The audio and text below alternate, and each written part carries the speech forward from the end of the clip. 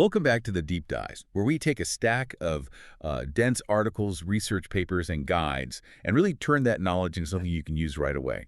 Today, we're diving deep into a subject most of us, I think, assume we mastered the day we got our license. Oh, yeah. The mirrors on your car, we often treat them as just, passive reflective glass. Right. But they are, in fact, the absolute foundation for defensive driving and just high-level situational awareness. That's a perfect way to frame it. What's fascinating is that most drivers, and I mean the vast majority, adjust their mirrors incorrectly. Really? Yeah, and they inadvertently create these massive blind spots where trouble, tends to hide.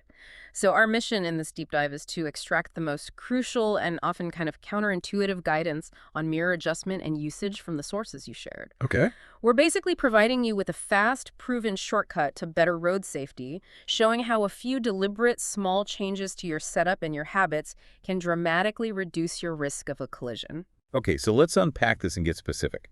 We're going to cover the maximum coverage technique for setting your mirrors, the one that's often called the lean method. Which is a game changer. A total game changer. Then we'll tackle the specific rhythm, that 5 to 8 second check rule that keeps you aware. And finally, we'll look at the hardware itself, including the cool high-tech features like auto-dimming glass that really enhance night visibility.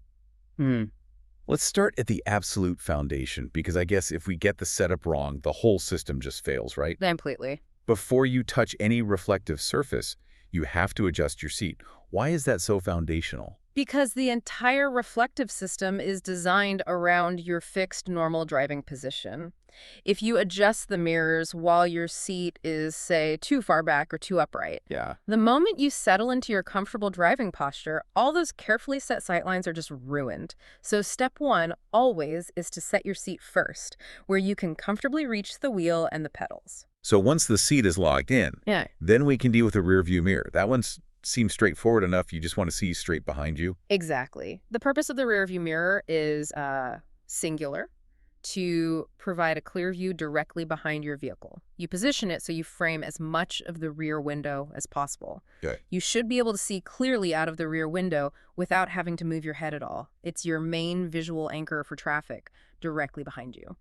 All right, now we move to the side mirrors, and this is where the conventional wisdom really flips upside down. It really does. Most people, myself included for a long time, adjust them so they can clearly see the side of their own car. Right, or the traffic immediately behind them. Yeah, but the goal, as we learned from this, is actually to eliminate that view. That's the critical misconception we need to address. If you can see the side of your car in your side mirror, that view is redundant. Redundant how so? You're just overlapping the visual field that's already covered by your rear view mirror.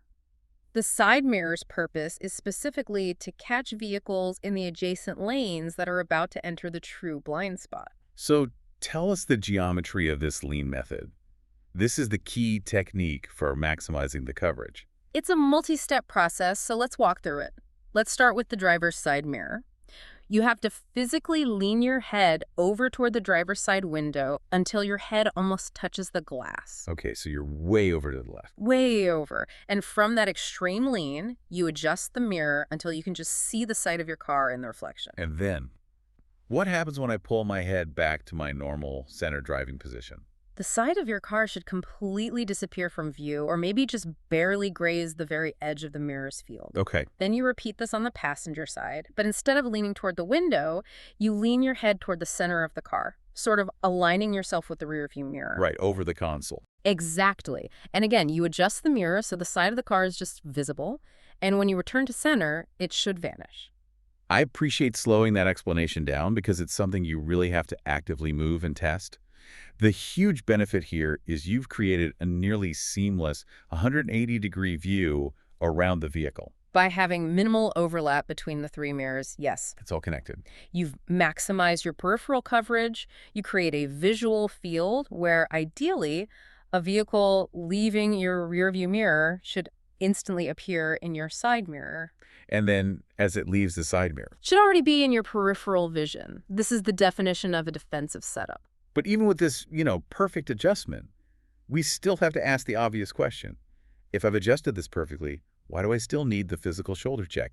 Doesn't this method eliminate the blind spot entirely? That is an excellent question and a crucial point of safety. This technique minimizes the blind spot, it shifts it, but it does not completely eliminate it. Ah, A small, fast-moving vehicle like a motorcycle or even just a car accelerating quickly can still appear and vanish in that tiny momentary gap between the field of the side mirror and your forward peripheral vision. I see. That brief glance over the shoulder, the physical check, is the absolute insurance policy. It's the final confirmation that no one is hiding in that critical corner. So adjustment is non-negotiable, and so is the final physical check.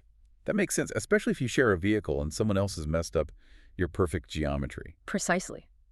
You have to remember to readjust if your seating position changes or if a different driver uses the vehicle. The entire system is, well, it's bespoke to your body. Okay, so if that adjustment technique is the perfect setup, the next segment is all about the execution, the rhythm of awareness. I think a lot of drivers look in their mirrors when they think they need to, like when they signal, but they don't have a constant habit. That's exactly right. And reaction time is proportional to awareness. If you only check when you plan a maneuver, you've missed the critical opportunity to anticipate what others are going to do. So what we need is a constant habit. We need to establish what we call the rhythm of awareness. And the general actionable rule of thumb from all the expert driving sources is to glance at your mirror, all of them, cyclically, every 5 to 8 seconds. Every 5 to 8 seconds. That sounds like a really tight, almost military rhythm. What's the goal of checking that often? It's about maintaining a dynamic mental map of your surroundings. Most importantly, it prevents something known as fixation. Fixation. Yeah, when you focus solely on the road ahead for long stretches, your brain starts to filter out peripheral movement. It reduces your capacity to react to immediate threats from the side or the rear. Okay, I see. That 5 to 8 second rhythm forces a cognitive shift. It ensures you know exactly where the threats are, whether it's a car rapidly approaching from behind or a vehicle moving into your parallel lane. You know, when I first heard that frequency, I thought, won't that be distracting? Doesn't that take my eyes off the road ahead too often?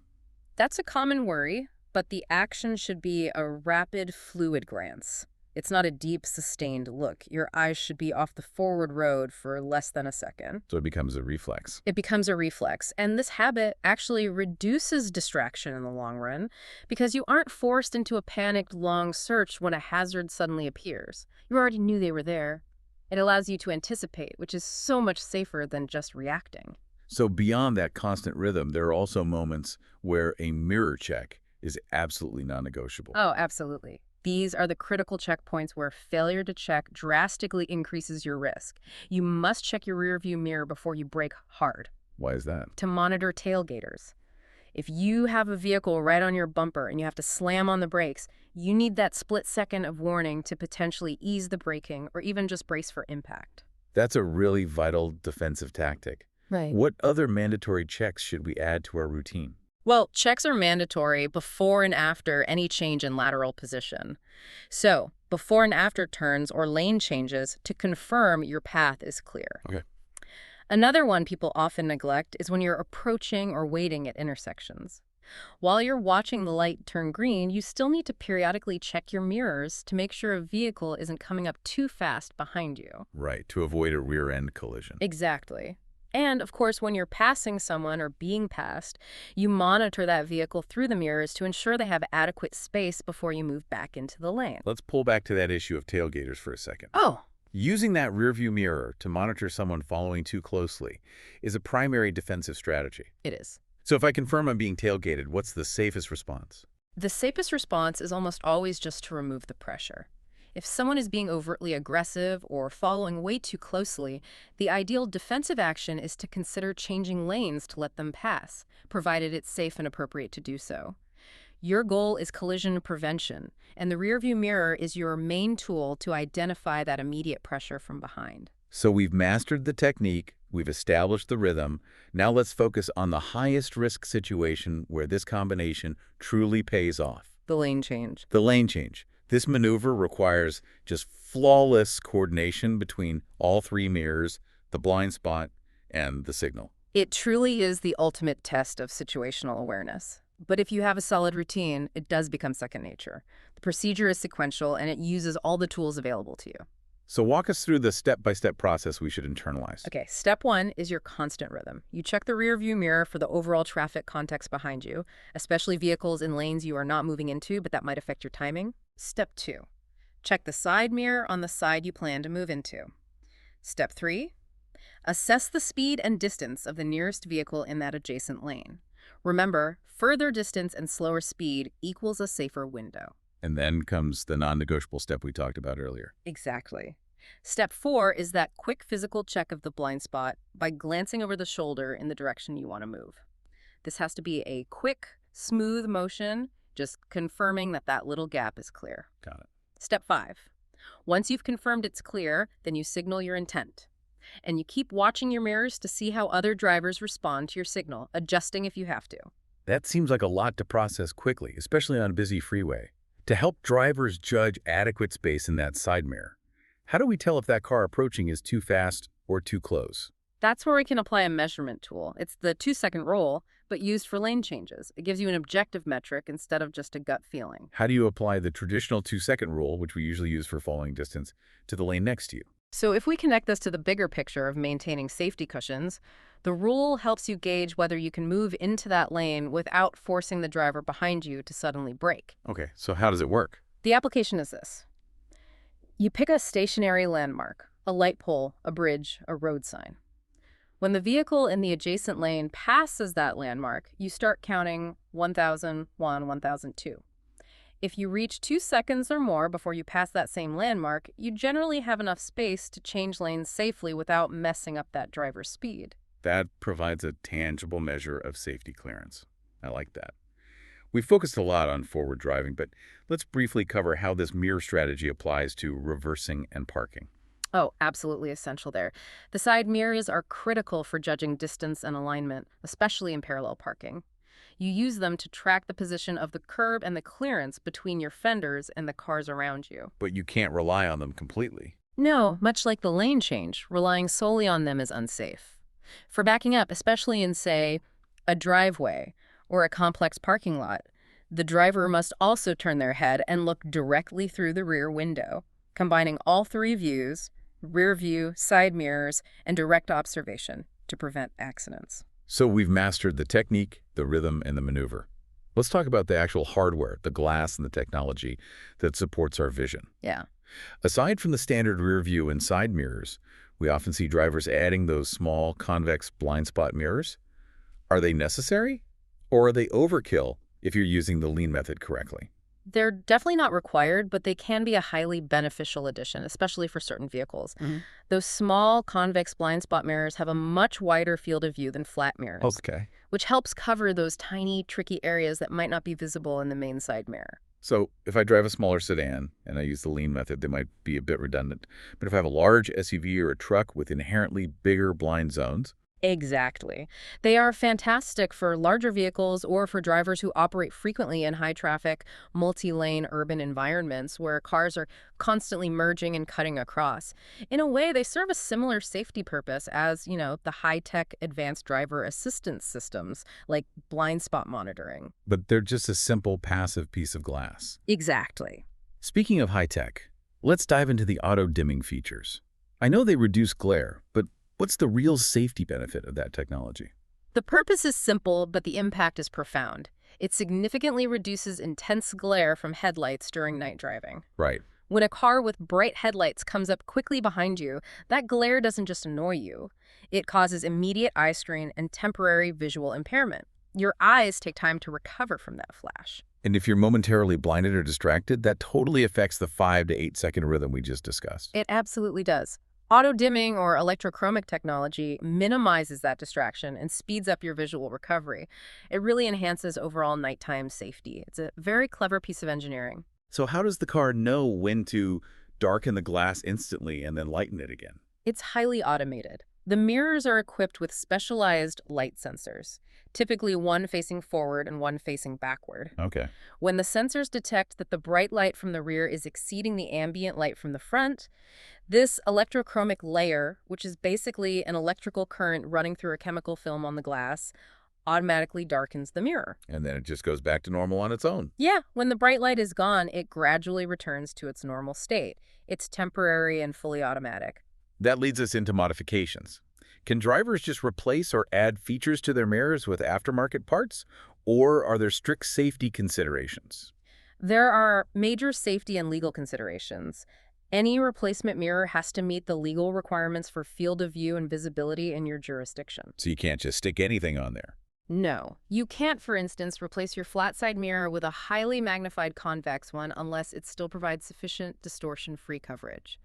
And if you try adding complex electronic features like heating elements, power adjustment, or integrating a blind spot monitoring light, you have to carefully check compatibility. That sounds complicated. It can be. These features often rely on specific wiring harnesses and communication protocols within the car, and sometimes professional calibration is necessary to ensure they work safely. And what about highly tinted side windows? Does that impact safety standards for the mirrors? It can, significantly. Regulations on tints vary widely, but heavy tinting, especially on side windows right next to the mirrors, is often illegal because it compromises safety. So, Well, if you reduce the light entering the car, you reduce the visibility of objects reflected in the side mirror, especially at night or in bad weather.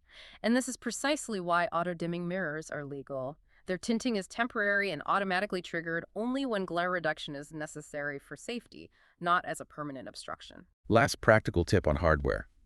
Folding mirrors. We often have to fold them in tight parking spots. Is it okay to manually fold a power folding mirror? Good question. If your car has manual folding mirrors, they're designed for it, no problem. However, if you have power folding mirrors, forcing them by hand can potentially damage the delicate internal gears and the motor. Ouch. Yeah. So if you must fold them, use the designated interior switch. If you're ever unsure, just, consult the vehicle's manual to avoid an expensive repair. This deep dive gives us an entirely new appreciation for these simple pieces of glass.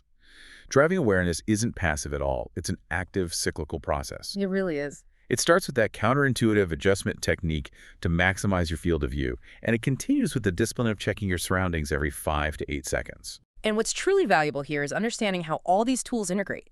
The perfectly adjusted mirrors, the turn signal to communicate your intent, and the physical shoulder check, they all work in tandem to ensure you maintain complete situational awareness and execute every maneuver safely. It's a full system approach. We spent the last few minutes discussing how to minimize your blind spots from the inside of the car. So now consider the flip side. What specific driving habits should you adopt to avoid traveling or just lingering in other drivers' blind spots, especially on multi-lane highways? That's something to mull over on your next drive. Please like, subscribe, and get notified.